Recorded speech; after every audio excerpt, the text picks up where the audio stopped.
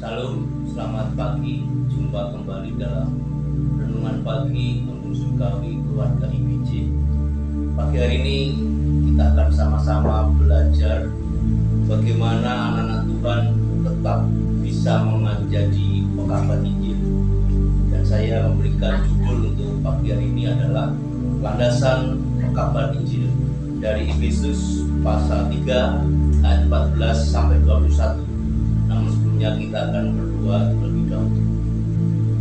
Kami bersyukur Tuhan Yesus Kristus atas kasihan anugerah-Mu, sehingga dalam aktivitas yang Tuhan telah sediakan hari ini kami boleh mendapatkan bekal penyertaan Tuhan melalui kesehatan yang Tuhan berikan hari ini. Ajari kami dalam aktivitas tanggung jawab kami tetap menjadi terang dan garam, tetap menjadi kesukaan Tuhan, menyediakan jiwa roh kami ini menjadi kesaksian yang hidup. Ajari kami untuk menghidupi firman-Mu, dan sebentar lagi kami percaya firman yang kamu sampaikan menjadi berkat dan kekuatan bagi kami semua. Di dalam nama Tuhan Yesus Kristus hamba mengucap syukur. Haleluya, amin. Oke, salam kembali lagi saya ucapkan buat kita semua. Kiranya hari ini kita mendapatkan rahmat Tuhan atas nikmat yang Tuhan berikan hari lepas hari, sehingga hari ini pun kita akan tetap menjadi bagian pribadi-pribadi yang siap menjadi pemberita kabar baik, kabar keselamatan.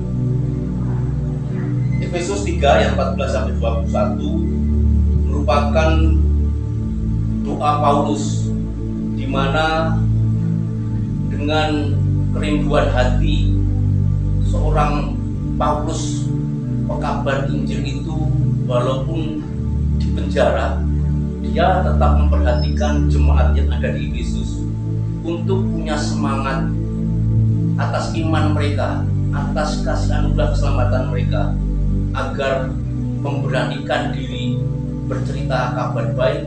Dan di dalam jemaat sendiri tidak ada tawar hati untuk saling menguatkan. Dan ini tertulis di dalam ayat 12-13 di pasal 3 mengatakan, di dalam Dia kita beroleh keberanian dan jalan masuk kepada Allah dengan penuh kepercayaan oleh iman kita kepadanya. Sebab itu aku minta kepadamu supaya kamu jangan tawar hati melihat kesaksianku karena kamu, karena kesesakanku itu adalah kemuliaan. Landasan Paulus memberi semangat kepada jemaat Efesus merupakan estafet bagi anak-anak Tuhan yang sampai saat ini tidak tawar hati dalam menceritakan kabar baik. Ada 4 hal yang menjadi landasan kita sebagai orang percaya, bagaimana kita menghidupi iman kita. Di dalam ayat 16 pasal 3 di Efesus, jemaat atau orang percaya dikuatkan oleh pemahaman iman melalui keteladanan Paulus, yang mana Paulus sudah mengerjakan bagiannya. Dia memberikan penekanan dalam hidupnya agar kita umat percaya terus melakukan relasi dengan Yesus Kristus melalui Roh Kudus. Tahapan dan landasan itulah yang ingin dibagikan bagi jemaat Efesus, yang walaupun dalam situasi sedang berkonflik, Paulus dengan perhatiannya, dengan responnya ingin membangun jemaat tersebut agar punya relasi dengan Yesus Kristus terus, dan penyertaan Roh Kudus memampukan mereka. Landasan yang kedua dalam ayat 17, jemaat diharapkan semakin percaya atas setiap aspek kehidupan kekristenan untuk berakar dan mendasar oleh iman percaya, seperti gambaran tumbuhan yang punya akar kuat, punya sumber yang melimpah, dan sumber itu kehidupan yang kekal. Bahkan digambarkan seperti bangunan yang harus mendasar kokoh, punya fondasi yang kokoh. Ayat 16 mengatakan, aku berdoa supaya kamu menurut kekayaan kemuliaannya menguatkan dan meneguhkan kamu oleh Rohnya di dalam batinmu, sehingga oleh imanmu Kristus diam di dalam hatimu, dan kamu berakar serta berdasar di dalam kasih. Kita tidak akan pernah melupakan sebagai umat Kristen bahwa apa yang kita kerjakan, apa yang kita turuti atas kasih Yesus itu pasti ada juga dalam setiap aspek kehidupan kita untuk melakukan kasih. Itu landasan yang kedua, berakar dan mendasar dengan tetap mengandalkan kasihnya Yesus Kristus.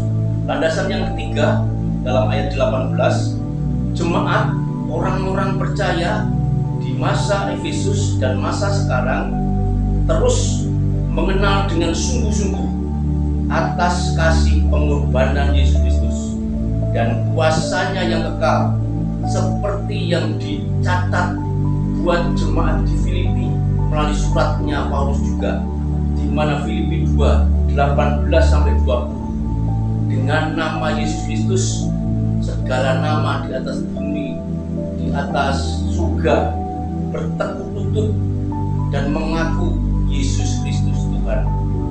Ini merupakan kebanggaan umat percaya kalau mau sungguh-sungguh belajar mengenali pribadi Yesus Kristus yang penuh kasih, yang telah mengorbankan kita untuk kita menerima belas kasihnya, mengorbankan kita menuju kegiatan aktivitas pengabdian kita agar kita pun bisa bercerita kepada orang lain.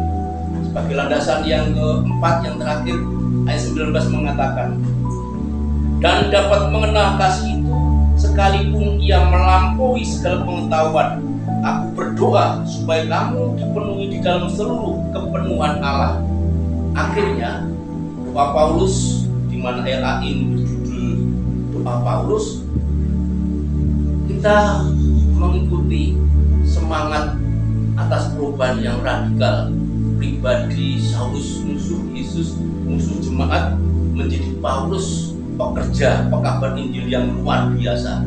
Dan dengan pengalaman-pengalaman keimanan yang dasar tersebut, membagikan jemaat umat percaya agar penuh dan kepenuhan Allah atas limpah berkat kasih anugerahnya. Dan Yesus Kristus yang penuh belas kasihan itu memberikan banyak-banyak berkat, sehingga ketika dia naik ke surga pun dia mengutus sang penolong untuk memberikan penyertaannya, menghidupi atas pilihan-pilihan yang ditetapkan dari Yesus Kristus bagi orang percaya. Itulah yang menjadi kekuatan dan landasan bagi umat Kristen yang mana sampai sekarang tetap harus bisa mengerjakan pekabaran Injil, walaupun dalam situasi yang tidak menentukan, walaupun situasi yang tidak bisa, dalam kondisi yang terjepit, kita tidak tawar hati, karena kita yakin Tuhan yang kita sembah adalah Tuhan yang sempurna. Karena Matius 5:48 mengatakan, haruslah kita sempurna sama seperti Bapa yang di surga sempurna. Sekarang waktunya kita merefleksikan sepanjang keimanan sebagai pengikut Yesus Kristus.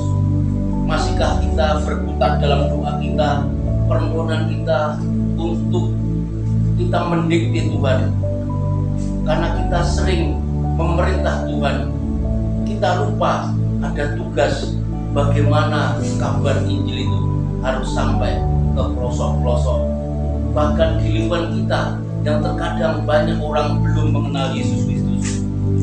Waktunya kita akan mengerjakan bagian itu agar semua orang percaya mengaku Yesus Kristus selamat. Dan melalui ayat 21 dikatakan, bagi dialah kemuliaan di dalam jemaat dan di dalam Kristus Yesus turun-temurun sampai selama-lamanya. Kehormatan, kemuliaan bagi Yesus Kristus, jemaat Kristus akan terus disertai selama-lamanya. Tuhan Yesus memberkati. Immanuel.